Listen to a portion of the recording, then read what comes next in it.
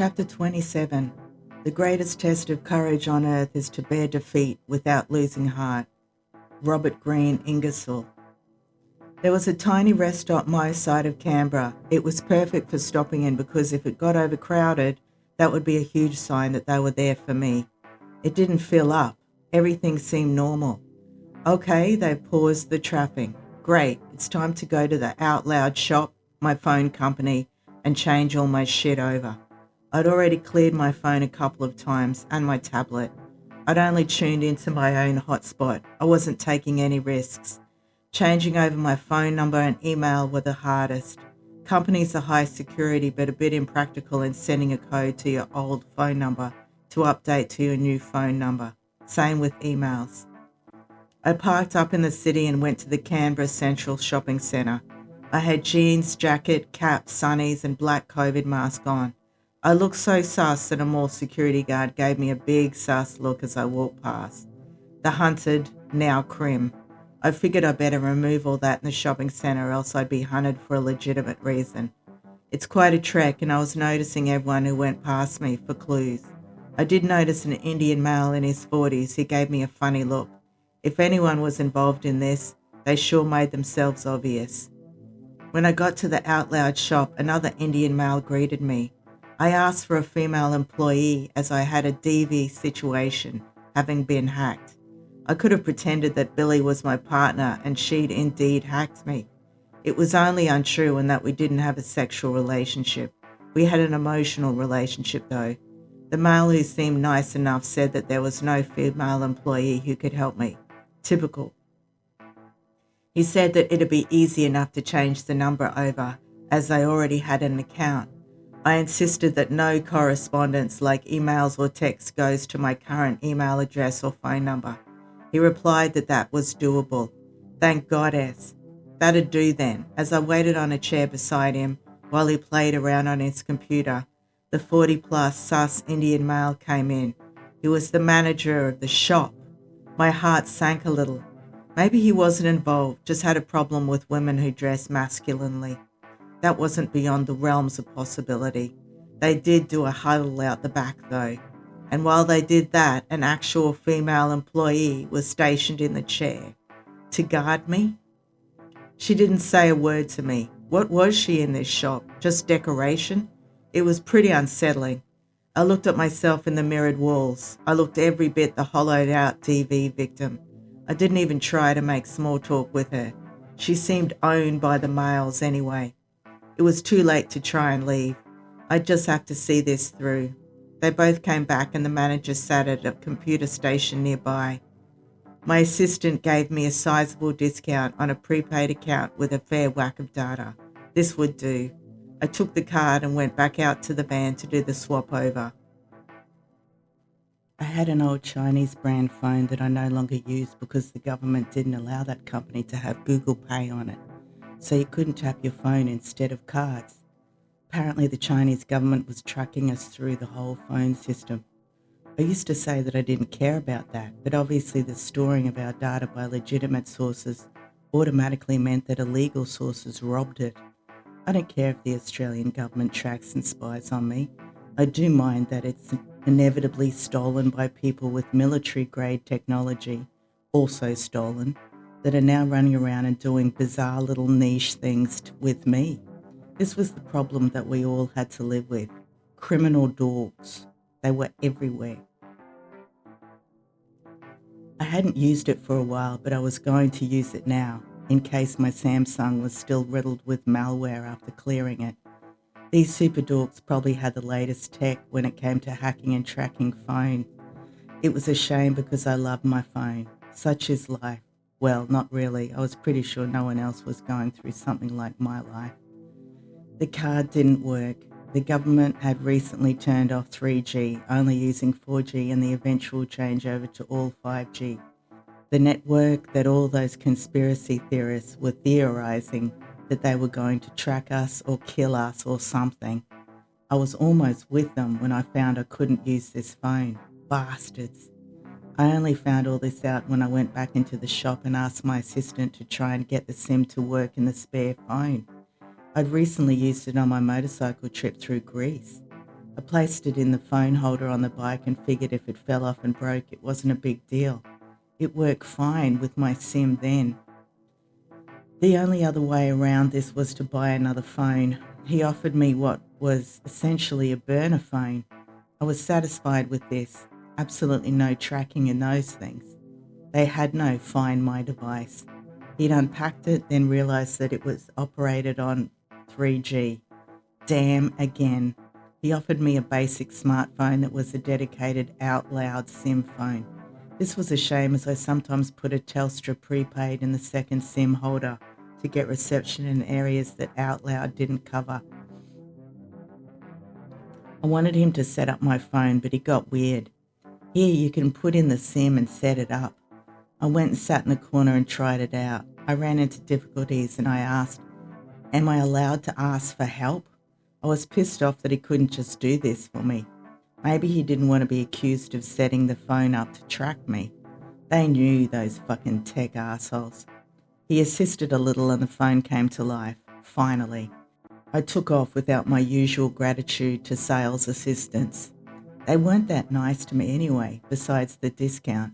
That was probably to keep me with the company and not act on my suspicions. I was too tired to put my instincts about them into action. The next step was finding a safe Wi-Fi network to plug into. I decided to go to the massive National Library. That place could afford the highest in internet security. When I got into the car park, the building loomed large and ominous nearby. It was starting to be my depression hours. Anything after 4 p.m. saw my brain start to become weary, paranoid and depressed, thinking the worst was going to happen to me. I trekked through the building, getting as many steps in as I did in Canberra Central.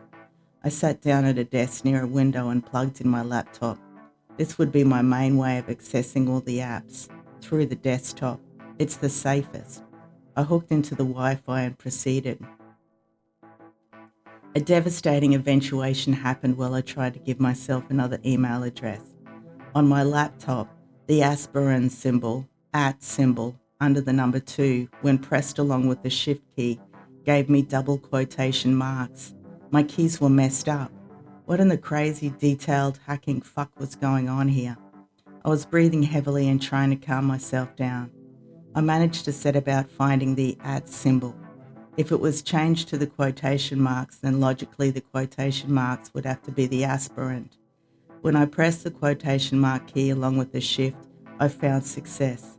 My relief and victory was enough to override my afternoon blues. And away I went, changing over all my necessaries to my new email and phone number. My new email handle was reflective of my new life. Getting away with it, 300. No link to my real name or any of the nicknames I'd used on previous emails. When I'd completely finished, I left off quite a few apps such as Music Ones, as I could start all over with new accounts on those. I deleted all 3 of my previous email addresses. And I was right. I had to send codes from my old phone number to change it to my new number. I would get that number deleted later. I hoped against hope that the Indians weren't made and would pass my new number on to the super dorks. Anything was possible in my new fugitive life.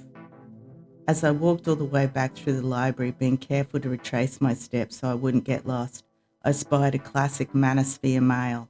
White, skip, 30s, beard, and conventional attractiveness that would have given him undeserved confidence, with a huge textbook open. He held his phone up in his hand. It looked like that textbook was just for show. The thing he was interested in most was that phone. He didn't look at it or me as I passed by. He would have been tracking me though. He wasn't sitting there when I'd come in. I wasn't going to have any wins, it seemed. I'd planned where I'd stay that night. There was an overpriced caravan park out in the leafy suburbs of Canberra. An expensive van park has better security. I was sorry I couldn't stay here longer, but it was $70 for a powered site. Ludicrous. There was another Indian at reception. He was obviously rude to me. When I'd rung and made the booking, I still didn't have my new email address. I'd gotten really upset on the phone when I said I couldn't give this detail. The woman was really kind and understanding. I wished I was served by her instead. This male shoved a piece of paper in front of me that I had to fill out. I hesitated on the email line. Do I have to put in my email? He replied gruffly that I didn't. Fuck him. I took my keys and left. The restaurant next door was fancy for a caravan park. The young woman behind the counter was as friendly as you liked to me. See, it's just a male thing. And it seemed to be an Indian thing also. I thought of the curry cell that came out of the Loy in the morning. His brief was probably to contact all the other curry cells. They may have been married, but they may as well be incels in their misogynistic attitude. They'd be absolutely cheering that a white middle-class woman who avoided them on dating apps was being tracked by the super dorks. When I found my site, had a shower and looked at trying to eat the margarita pizza I'd ordered, I'm sure it was delicious, but it had the consistency of cardboard in my panicked mouth. I decided to finally phone a friend. I chose Alice because we'd kept in touch through Insta, sending funny memes and videos. Alice lived a HNLTR life as an empty nester, except for her youngest adult son who lived at home. She was a fierce feminist too, brought on by being taken for granted by her breadwinning husband. I can't judge what goes on in relationships. All I knew was what Alice had told me. She longed for her own van and ironically for my lifestyle. Grass is always greener. I wish that she could have her own van though, as she planned to do bush doofs and other hippie festivals, selling her beautifully sewn outfits. She even had clients who were drag artists, with one appearing on RuPaul's Drag Race. Her husband was not about that life. It was a real shame. I would have so loved to travel around the country in convoy with Alice. As I squeezed out the whole story for the third time, my emotions started to get the better of me. I didn't cry, but my voice was low and despondent. Alice laughed in places that I didn't expect. I asked her why, and she said she was laughing with me, not at me. I forgave her because it was probably shocking to her, and everyone has different reaction to things that are horrifying. She was motherly and said, "It's probably time you told your mother where you are. Someone needs to know where you are." She was, of course, right. If my voice was fully giving away my fear and depression to Alice, it'd be even worse on the phone to my mother. I'd probably cry. And she wasn't someone to cry to. She didn't like it. I don't know where to go next. This was the biggest thing I was facing. I was evidently hunted everywhere. Alice had no solutions and I didn't blame her. It was good to get it all out and be believed by someone. Before she became a stay-at-home seamstress, she'd worked in some heavy environments. A bikie pub in Sydney back in the day, and then as a receptionist in beach-town brothels owned by the Triads. She'd again had to deal with bikies during a beef with the local OMC and the Triads. There was nothing you could say to Alice that would shock her. She had some good advice. It's a shame you're not still doing bike markets. If you had any contacts in that world, you could ask them. She was right, but I protested. If I did that, then those contacts might kidnap me. Another thing I joked about with her, I should check myself into a mental health unit. I would, but those places are easily penetrated. I'd get kidnapped from there for sure. Alice replied, "If you go in, they might not let you out." This gave me a laugh. Again, perhaps she was right. I needed the voice of reason, but she hadn't seen what I'd seen, so her common sense wouldn't apply in this terrifying world I found myself in. She wished me well when I got off the phone. I lay awake for a bit before I could fully sleep. I was pretty sure I heard male voices outside yelling out, "Oi!" Then one whistling like he was whistling up a dog. I was sure they were probably doing that to me. I had no energy to care. I was locked in and safe. Before that, I'd taken out my old SIM card, cut it up and washed it down the drain in the women's bathroom. Something else that had been plaguing me ever since Dingleford. I was getting full-blown imagery of who'd film me and how. There were so many and their techniques were sneaky. The hookups I could believe, and hell, they would have been getting paid for it, so it was in their best interest to try and film whatever they could. The most surprising and disappointing one was Frankie. I got this very clear message that while I was staying with he and his brother Manuel in Caulfield, Manuel had set up cameras to film us, and Frankie was in on it. Manuel pretended to be in IT, but he was really a drug dealer, so there was that aspect to him. Also, when I'd first met him, he'd been working in a sex shop in Brownsville that was run by a very dodgy gay guy. I'm sure he learned the ways of gaining free amateur porn and selling it online from this very dude. It just came to me momentarily. It might not be true, but it seems so. Manuel was a write-off, but fuck Frankie. Was there no male I could trust in this world? Evidently not. On waking in the morning, I moved around the park warily, checking everyone out for signs of knowing who I was. I don't know if I found them. It was too hard to tell. I still had no idea what I'd do next. I was a mess still. I drove out and decided to hang around by the huge lake in the middle of Canberra. I'd find another caravan park later. I drove to one of the many car parks that sat along the lake. I even had lovely shaded trees. All of a sudden, an Indian, yes, another, came into the car park. Despite there being just so many car spaces, all the spaces basically, he parked right across from me in the hot sun. He was on the phone to someone, talking and laughing. I wasn't imagining this. He was basically letting me know that even though I had new details, I was still trackable by the porn tragics. I didn't think he was a human Pokemon gamer. He was sleazy and wanted to let me know I was made. Fucking prick. Another car came in, a huge white four-wheel drive wagon. The male behind the wheel looked like the Navy drug rapist whose video was causing me so much trouble. I wanted to get out and go look at him. If it was him, I could tell him I knew his full name and what he'd done. I'm sure he wouldn't care, but it would have been interesting to secretly record him.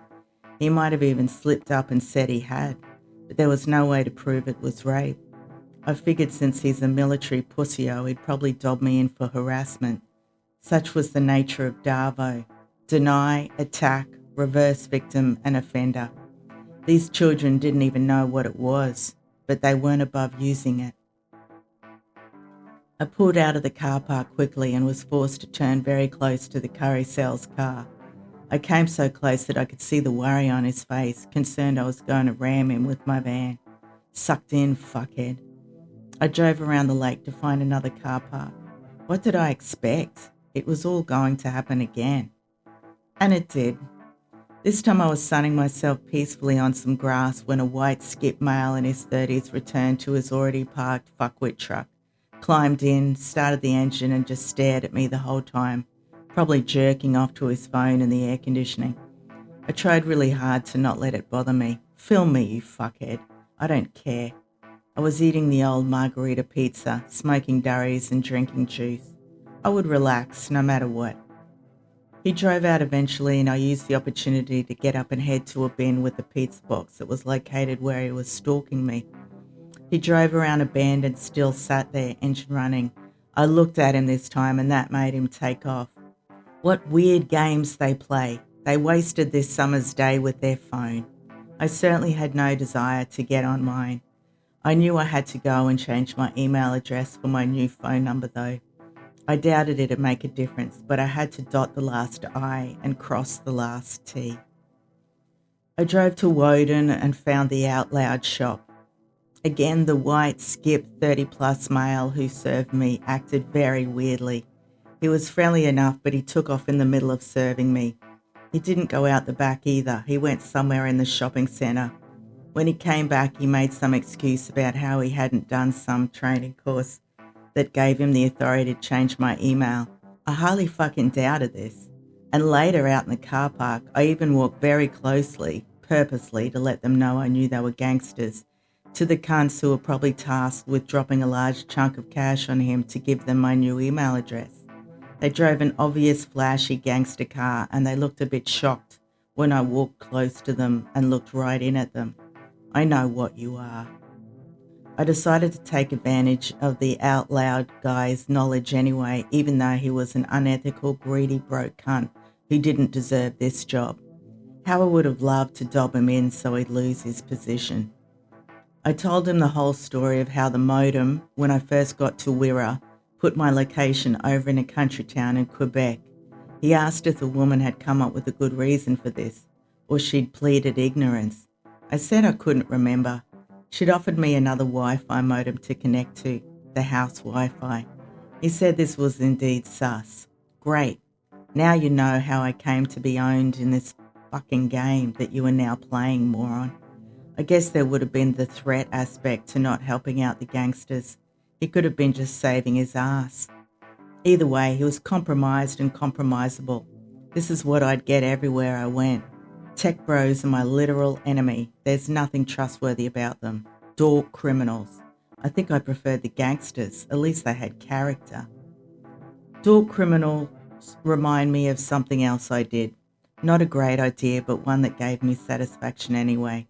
While I still had my old number, I sent a WhatsApp message to the dork in Dingleford. Hi, I know you think you're pretty smart sharing the revenge porn of me everywhere. The thing is, I think you may have affected plans made by some heavy people who are trying to ruin my life. They're real crims, not incel dorks like you. I expect you'll be a useful idiot to them in the end. Good luck out there. I wanted to bluff him and let him think I knew more than him, since this was happening to me. I doubt I did know more than him, and I'm sure he was thrilled that actual crims were after me. He'd be pissed off to know that I'd escaped each one, and had made him very early on. I wanted him to be nervous about what was going to happen next. I had to transfer that nervousness to someone who deserved it. I was sick of the feeling. I expected Billy was feeling nervous too, since I'd escaped. I found a cheap caravan park out near Bogantown to stay the night. The place looked so scary, with permanent cabins of fairly down and out people. I got a powerless sight and went right down the very back of the park near a sketchy tall wire fence that anyone would have been able to walk through if they wanted. As I pulled up to the office, an Asian male in a ute pulled right in behind me. He seemed to be tailing me. I walked past the reception door and alongside his ute to let him know I knew he had tailed me. He decided to move the ute when I did that. The woman in reception was so nice to me. I loved getting some friendliness. There was a pattern of this. Normal women, fuckhead males. It wasn't enough of a comfort though. As I lay in my van, I really expected this place to be my last place of freedom. If gangsters from outside didn't get me, the unemployed junkies living in this place would. I lay there full of such despondence. It was over for me. I couldn't run anymore. When they tried to take me, I'd jump out with my machete and let them call the cops. The cops would come and I wouldn't drop my weapon. Their bullet would deliver me from this awful life. Maybe there'd be an investigation into it. I knew Alice would speak for me since I told her the whole story. That could be backed up with my online and bank records. I just wanted the world to know, and I was willing to die to tell them. There was no hope in going to the cops. No one had made an actual threat towards me yet. Even the Loy people hadn't made an actual threat. I just knew what they had planned. And because I was at the end of my tether, I consulted the coin. It came back, don't stay here like a sitting duck. Get out and travel around. This was a good tactic, I figured. Not everyone can follow me around. And those in new places where I stay the night don't have enough time to plan anything if I only stay one night. I also devised another plan and asked the coin if I should try it. Back in my old life, I'd always planned on going up to a national park west of Canberra that had hot springs. It was called Yarangobilly and was basically in the Snowy Mountains National Park. I'd driven through there before when I worked out the minimum security prison. There was absolutely no phone reception. Yes, I know it was dangerous being out in a remote place like that, but no one could track me if they didn't have phone reception. My confidence and courage had returned. Thank Goddess for that. I slept hard with no worries. A farty car drove past me in the park at one stage and it woke me. It had gone way out of its way to go past me, so they'd found me. Yes, leaving tomorrow was a good idea. When I went to the showers, I took the little knife. While in the van, I always knew where the machete was. No one was going to take me alive, I was sure of that. If I'd had more courage, I'd machete them and then cut myself in a place that would bleed out. Fall on my sword, literally. I remember saying to Billy when she'd fakely told me that suicide isn't the answer, there's too much to live for. True, and if I do take my life, I'm going to take another with me. Evil grin. She was pretty unsure about this. Yep, I'll bet she fucking was.